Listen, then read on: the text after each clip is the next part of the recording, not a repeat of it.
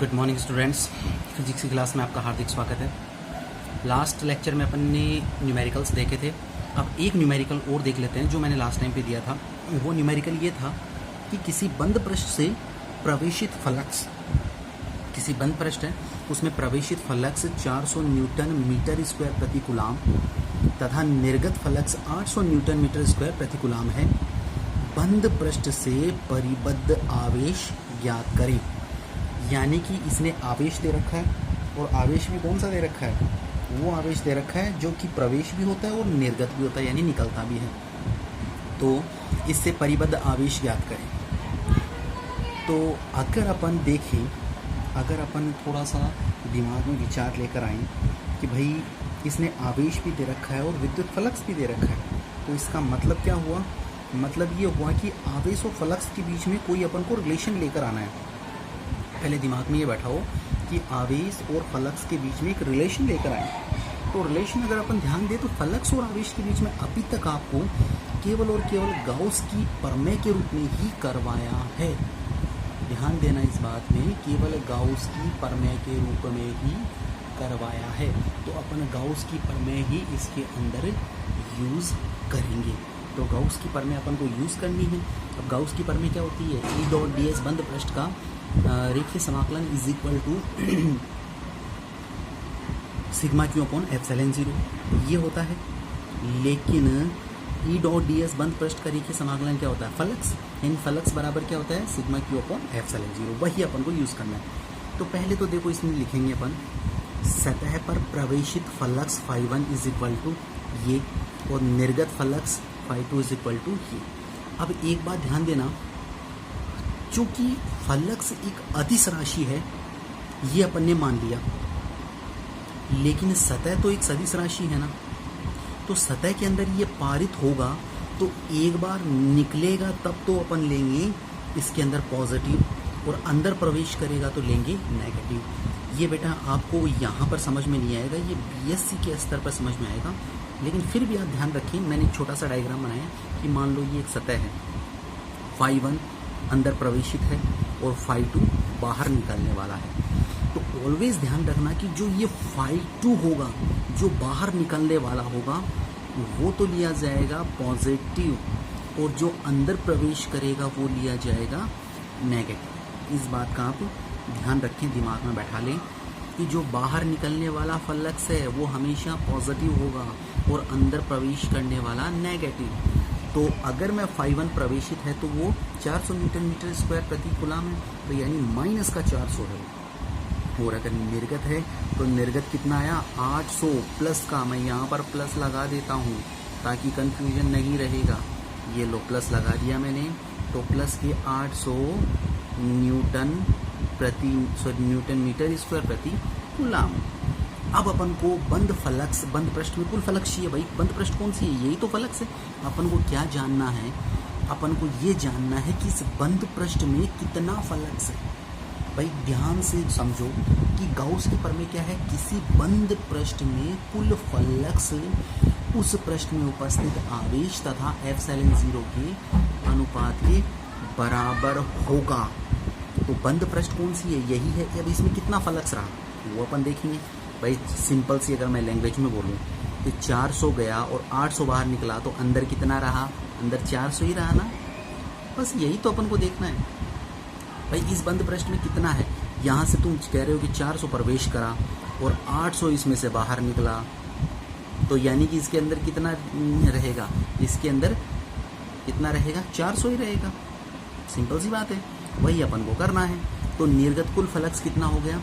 अब देखो φ एक अदिश राशि है, इसलिए φ बराबर φ1 प्लस φ2।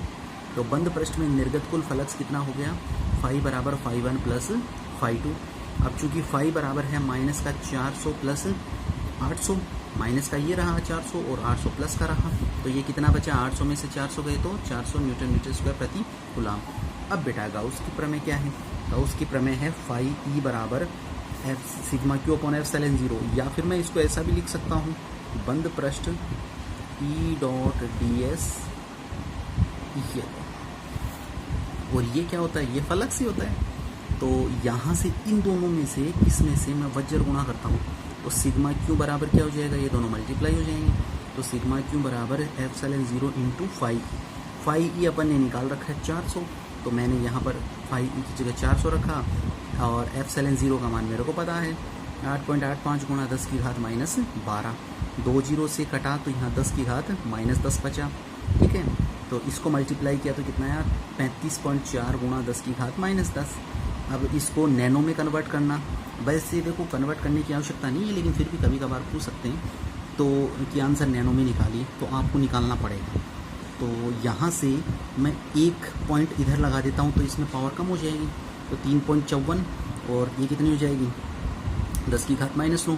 अब 10 की घात माइनस 9 को क्या बोलते हैं, नैनो, तो यहाँ पर नैनो लिख दिया और सिग्मा क्यू कितना आया 3.54 नैनो कूलम।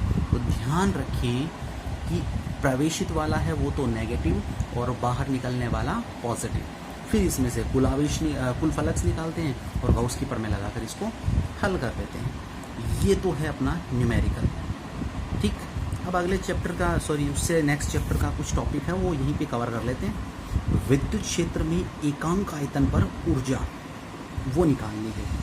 पहले मैं इसकी परिभाषा बता देता हूँ, वैसे परिभाषा एंड में निकल कर आती है, लेकिन मैं आपको यही बताना चाहता हूँ ताकि क्लियर हो जाए कि अपन को निकालना आखिरकार क्या है।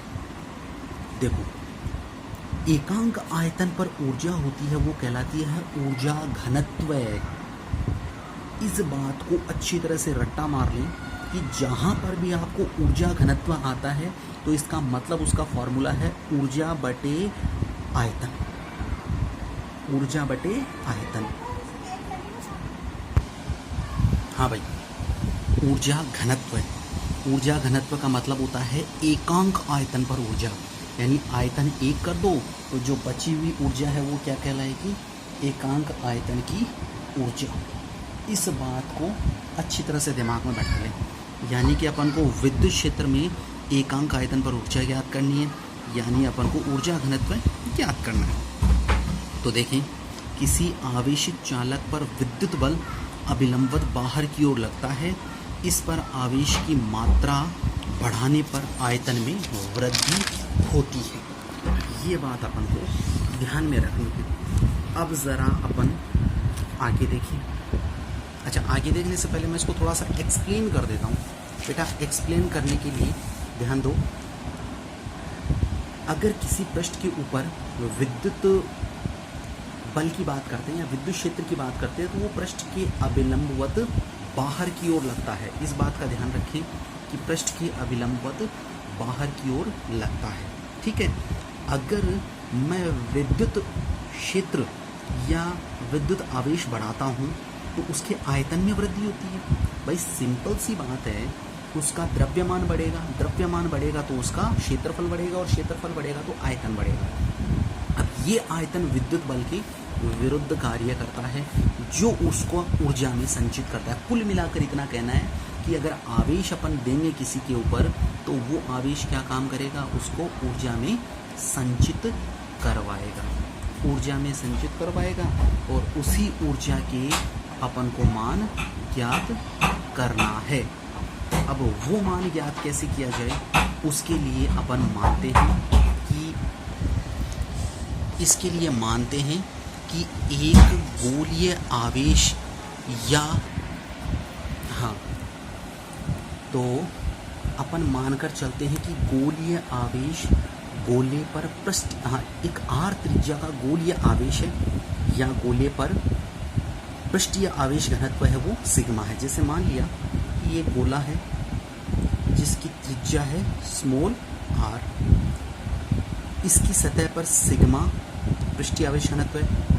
अब अगर मैंने इसको आवेश दिया तो इसका आयतन बढ़ेगा, यानी इसकी त्रिज्या dr बढ़ जाएगी। अपन को ये ध्यान रखना है, यानी कि जो पहले त्रिज्या r थी वो अब कितनी हो जाएगी, r प्लस dr हो जाएगी। ठीक है, अब इसके ऊपर plus plus plus plus plus हर जगह प्लस आवेश था, यानी कि इस पर पृष्ठीय आवेश घनत्व सिग्मा पहले था वो सिग्मा उतना ही रहेगा।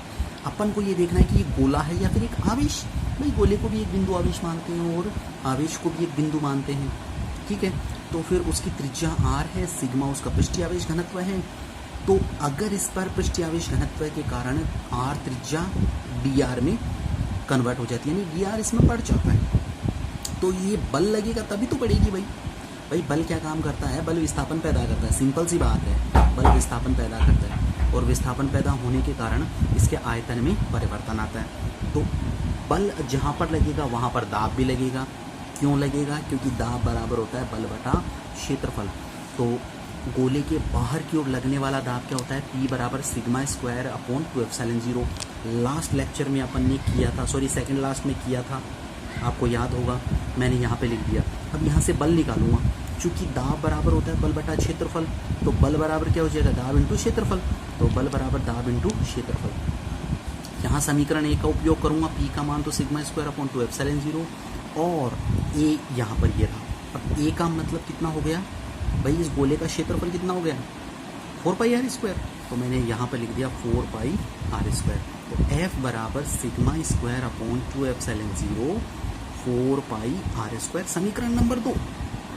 अब देखो, F बल के विरुद्ध गोले को dr दूरी तक संपीड़ित करने में किया गया कार्य।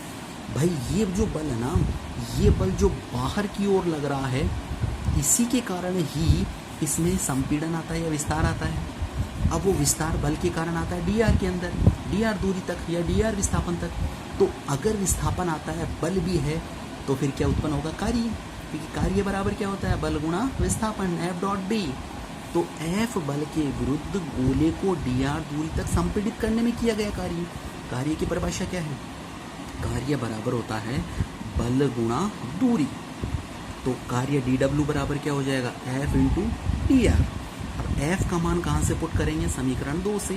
तो dw बराबर sigma square upon 2 epsilon 0 4 pi R square है ही, और dr को यहाँ पे रख दिया। ठीक, अब ज़रा इसमें ध्यान देवें भाई, 4 पाई आर स्क्वायर क्या है? क्षेत्रफल है। dr क्या है? दूरी है। बेटा क्षेत्रफल गुणा दूरी या क्षेत्रफल गुणा मोटाई या क्षेत्रफल गुणा लंबाई क्या होता है? आयतन होता है। तो मैं इन दोनों को क्या कह दूंगा? आयतन। अब चूंकि dr है, यानी ये छोटा सा dr है, यानी कि आयतन में कमी या वृद्धि। तो संपीड़न के कारण गोले के आयतन में कमी, वो कितनी हो जाएगी? 4 pi R square into dr, 4 pi R square into dr। इसको मैं क्या कह दूंगा? dv। तो यहाँ से dw बराबर sigma square upon 2 epsilon 0 dv, और dv का मतलब यहाँ पर क्या है? 4 पाई आर स्क्वायर dr। ठीक, तो dw अपॉन dv, ये देखो ये dv है ना, इसको मैं वज्र गुणा करके इसके नीचे ला सकता हूँ। तो dw अपॉन dv बराबर क्या बचेगा? Sigma square upon 2 epsilon 0। अब ये फॉर्मूला एक फॉर्मूले के और बराबर था। सेकंड लास्ट लेक्चर में आपको ध्यान होगा 1/2 एप्सिलॉन 0 ई स्क्वायर, याद आया कुछ? इसके तुल्य था। तो ये जो dw अपॉन dv है, ये कहलाएगा ऊर्जा घनत्व है, या फिर एकांक आयतन पर कार्यरत बल। dv का मान 1 कर दो तो एकांक आयतन पर कार्य, वो क्या कहलाएगा? ऊर्जा घनत्व। आ गई बात समझ में? तो यही अपन को निकालना था। तो अब ऊर्जा घनत्व की परिभाषा, किसी वस्तु पर एकांक आयतन पर संचित ऊर्जा ऊर्जा घनत्व कहलाती है। कहीं पर भी, चाहे फिजिक्स हो, चाहे केमिस्ट्री हो, चाहे मैथमेटिक्स हो, कहीं पर भी हो, ऊर्जा घनत्व पूछता है। इसका मतलब क्या हुआ? इसका मतलब हुआ कि ऐसी ऊर्जा जो प्रति एकांक आयतन पर संचित हो, यानी कि ऊर्जा बटे आयतन या कार्य बटे आयतन ही ऊर्जा घनत्व कहलाता है। परिभाषा फिर से रिपीट कर रहा हूँ, किसी वस्तु पर एकांक आयतन पर संचित ऊर्जा ऊर्जा घनत्व कहलाती है, और इसका मान क्या होता है? सिग्मा स्क्वायर अपॉन 2 एप्सिलॉन 0 और 1/2 एप्सिलॉन 0 ई स्क्वायर। ये रहा। अब ध्यान रखना, अपन लास्ट लेक्चर में फिजिक्स के 17वें चैप्टर में एक विद्युत चुंबकीय तरंग करेंगे। वहाँ विद्युत क्षेत्र के लिए ऊर्जा निकालनी पड़ेगी। वो ऊर्जा एक तो ये रहेगी और एक ये रहेगी। तो इसका मतलब है, इसको याद रखना। और एक 90वें चैप्टर में भी ये फॉर्मूला काम आएगा। तो और एक अगले चैप्टर, सॉरी इससे अगले चैप्टर में, चौथे चैप्टर में भी काम आएगा। तो यानी कि ये ऊर्जा घनत्व और इस फॉर्मूले को तो अच्छी तरह से बेटा तुम रट्टा मार लेना। ठीक है, तो ये अपना कंप्लीट हुआ, बाकी अपन नेक्स्ट लेक्चर में करेंगे।